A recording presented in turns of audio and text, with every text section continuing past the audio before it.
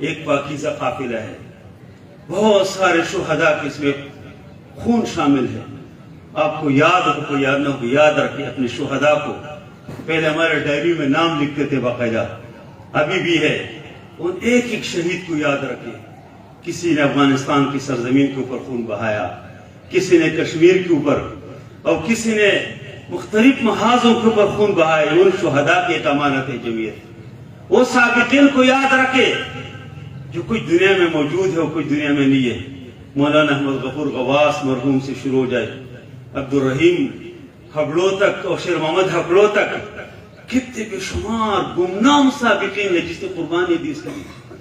اور ابھی بھی اس قافلے کے اندر بہت سارے ایسے لوگ موجود ہیں کہ جو شاید کس کو معلوم ہو، ہر دور میں، ہر تحریک میں، تحریکوں کی کامیابی ویسے نہیں ہوتی۔ جمعیت الواربیہ کے باغ جو ہمیں نظر آتے ہیں ویسے نہیں ہے کہ یہ کوئی کسی نے پھونک مارا ہو اتنے لوگ حاضر ہو گئے۔ اس کے پیچھے قربانیاں، گمنام لوگ۔ میں اپنی ذمہ داریوں کے دوران میں نے ایسی گمنام لوگ کو دیکھا کہ اس کی زندگی پر میں نے غرفت کیا کہ کتنے کارکن رفیق جو ہم کسی کاتے میں نہیں ڈالتے تھے، لیکن بہت اللہ والے، اللہ سے تعلق رکھنے والے، اللہ کے سامنے رونے والے، بہت قابل لوگ۔ اور یہ ہمیشہ اس طرح ہوتے۔ فتح مدائن کے موقع پہ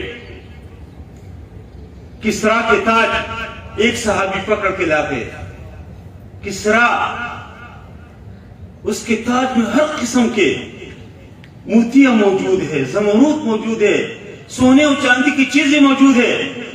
رات کا ٹائم ہے، اس کسرا کے تاج اٹھا کے اس وقت کے جو امیر تھے اس کے خیمے میں لا کے پیش کیا۔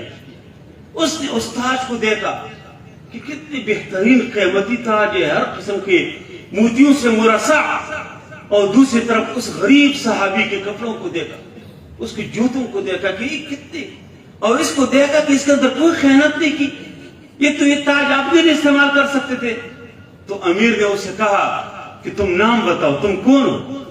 اس نے کہا نام بتانے کی ضرورت نہیں ہے، جس ذات کے لیے میں نے یہ کام کیا وہ میرے نام سے واقف ہے۔ امیر نے کہا کہ تم نام بتاؤ کہ میں آپ کے لیے انعام کا اعلان کرو۔ اس نے کہا نہیں جی، انعام اللہ دیں گے، اللہ کی رضا کے لیے میں نے کام کیا۔ کسی ذمہ دار کی تفقی کی ضرورت نہیں ہوتے، دیکھیں کہ ادھر کس چیز کی ضرورت ہے، خود آگے بڑھتے، خود کرتے۔ ابھی تک اس صحابی کا نام کس کو معلوم نہیں کہ کون ہے۔ ایسے گمنام لوگ آج بھی الحمدللہ ہمارے تحریک میں موجود ہیں۔ اس لیے آپ جمعیت کے ارکان، جمعیت کے ذمہ داران، آپ کو اللہ نے ایک پاکیزہ نظم دیا ہے، اس کے اوپر تم اللہ تعالیٰ کا شکر ادا کرو۔ برائے انعام اور برکت کے لیے وابستگی نہ ہو، برکتوں کے لیے نہیں کی، برکت کے لیے جمعیت کے ساتھ وابستہ ہے۔ ایک سوچ آپ کو جمعیت نے دی ہے، ایک فکر دی ہے، ایک اسلامی انقلاب اس پوری دنیا کے اندر۔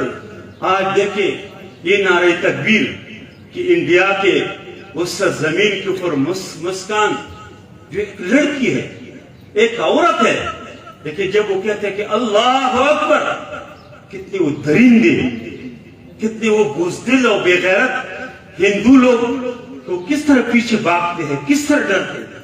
اس کلمے کے اندر ایک برکت ہے، اس اللہ اکبر کے نعرے کے اندر یہ قوت ہے۔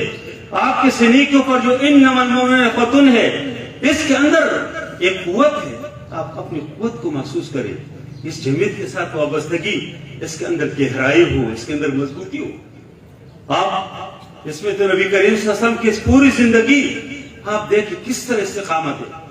پھر صحابہ، ایک ایک صحابی کو آپ دیکھیں، ایک ایک امام کو آپ دیکھیں، امام احمد بن حنبل کے واقعات دیکھیں، امام ابو حنیفہ رحمہ اللہ کو دیکھیں، مولانا مودودی رحمۃ اللہ علیہ کہ قادیانیت کے اوپر کتاب لکھتی ہے اور اس کو سزائے موت ہو جاتے ہیں، اور لوگ اس سے کہتے ہیں کہ تم رحم کی اپیل کرو، وہ کہتے ہیں نہیں، موت و زندگی کے فیصلے زمینوں پہ نہیں ہوتے، آسمان میں ہوتے ہیں۔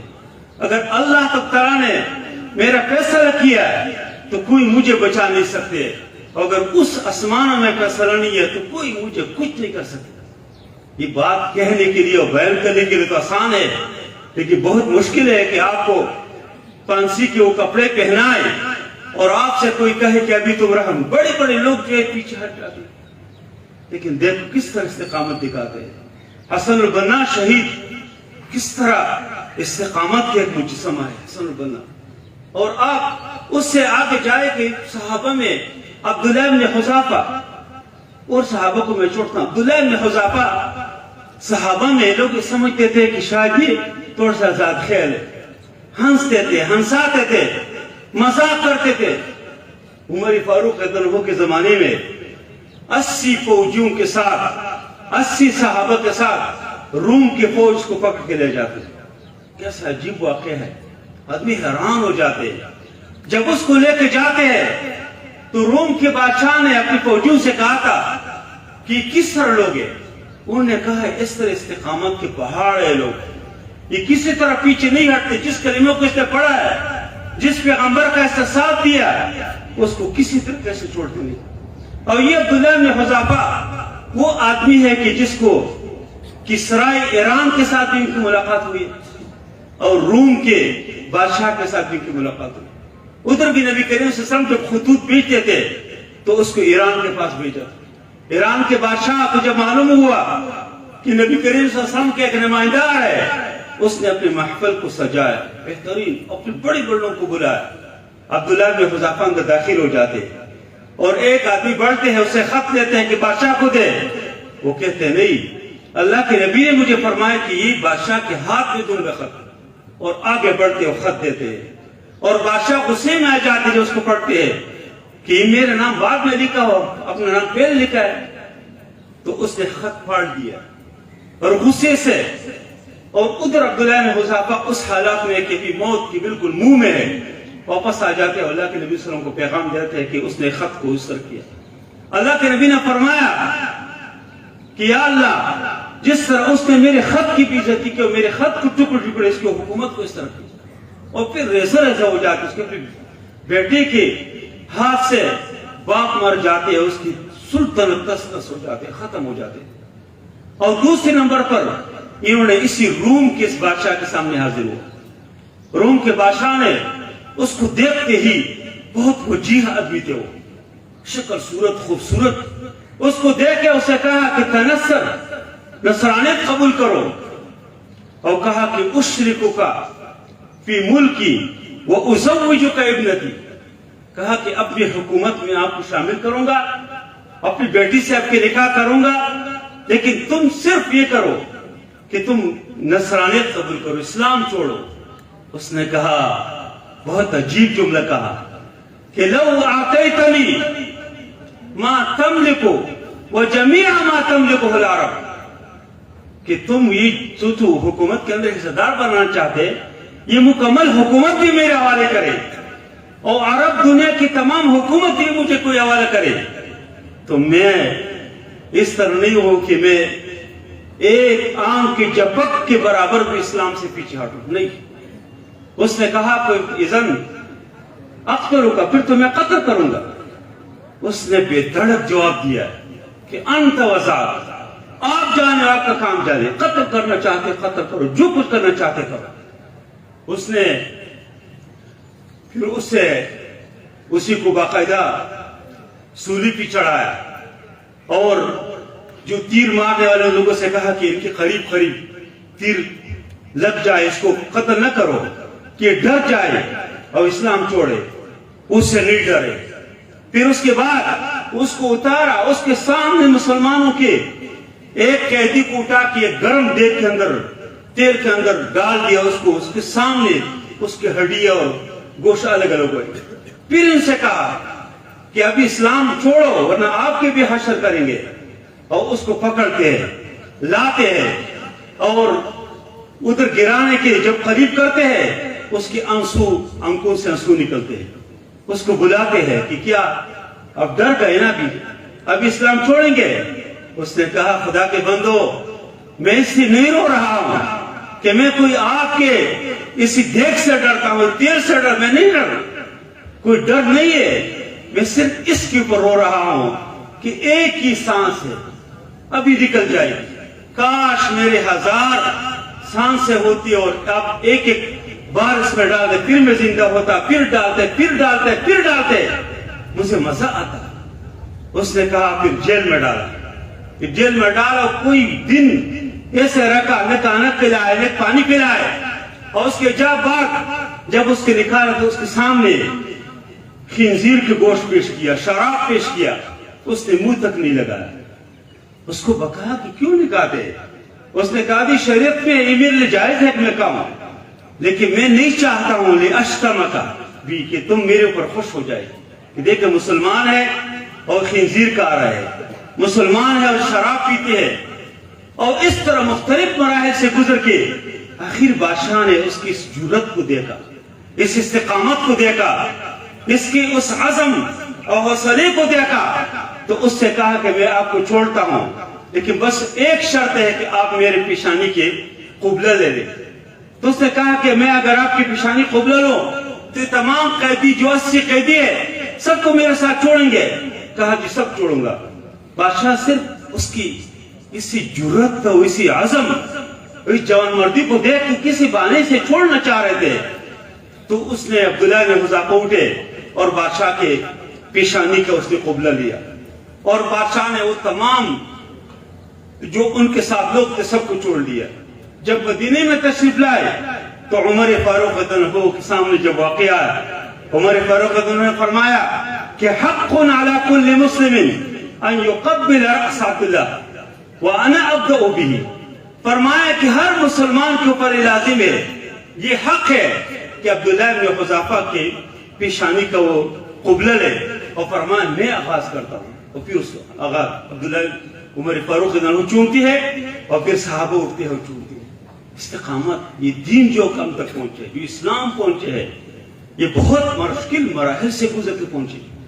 آپ اس دور میں جو سازشیں ہے کہ ہمیں دین سے دور کرنے کی کوشش ہے، اسلام سے، یہ جو مختلف ذرائعوں سے، یہ جو ہمارے جیب میں موبائل ہے، یہ بہت خطرناک چیز ہے۔ یہ اس کو اندر سے لوگ کھوکھلا کرنا چاہتے ہیں، خالی روحانیت سے خالی کرنا چاہتے ہیں۔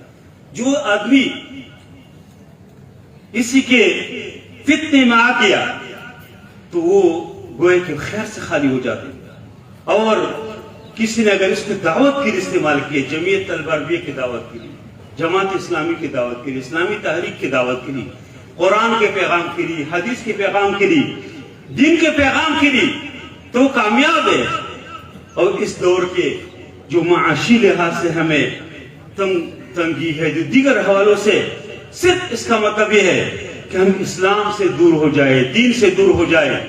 اس لیے ان حالات میں ہمیں جمعیت طلبہ عربیہ کے اس پیغام کو اپنا کے اور اس کو دل و جان سے اپنا کے، اس کے ساتھ جو ہماری وابستگی ہے وہ دل سے ہو، اور اس کے نتیجے میں ہم پوری دنیا کے اندر جو مولانا مودودی رحمۃ اللہ نے فرمایا کہ قرآن و سنت کی دعوت لے کر اٹھو اور پوری دنیا پر چاہ جاؤ، پوری دنیا پر چاہ جانے کے ہم عزم کریں، ہم ارادہ کریں، تو اس کی اور اسی استقامت کی نتیجے میں دنیا میں بھی اللہ تعالیٰ ہمیں خوشیاں دیں گے، آخرت میں بھی اللہ ہمیں خوشیاں دیں گے۔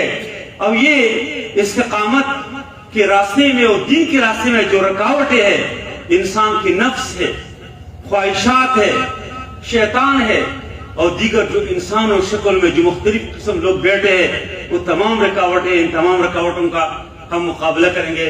تو میں نے ٹائم زیادہ لیا، مجھے 9 بجے تک کہا تھا، تو میں انہی پر اکتفا کرتا ہوں، ان الفاظ پہ، اور انشاءاللہ اگر اللہ نے موقع دیا تو اس حوالے سے میرے ذہن میں پورا خاکہ تھا، لیکن پھر کسی موقع پہ انشاءاللہ اس کو آپ کے سامنے شیئر کرتے ہیں۔ اللہ تعالیٰ ہم سب کو عمل کرنے کی توفیق عطا فرمائے، اور اللہ تعالیٰ ہم سب کو اس دین اسلام کے اوپر استقامت نصیب فرمائے۔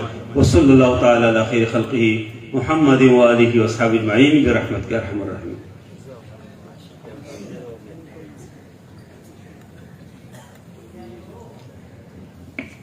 ماشاءاللہ محترم جناب قاری فضل اکبر صاحب، سابق امین عام جمعیت طلبہ عربیہ پاکستان، انتہائی اپنا ایک احساس آپ کے ساتھ شیئر کر رہے تھے، اور استقامت الدین کے حوالے سے آپ پر بات کر رہے تھے، اور ہم یہ امید دلاتے ہیں انشاءاللہ یہ استقامت کا قافلہ ہے، یہ روایات کا پاسبان ہے۔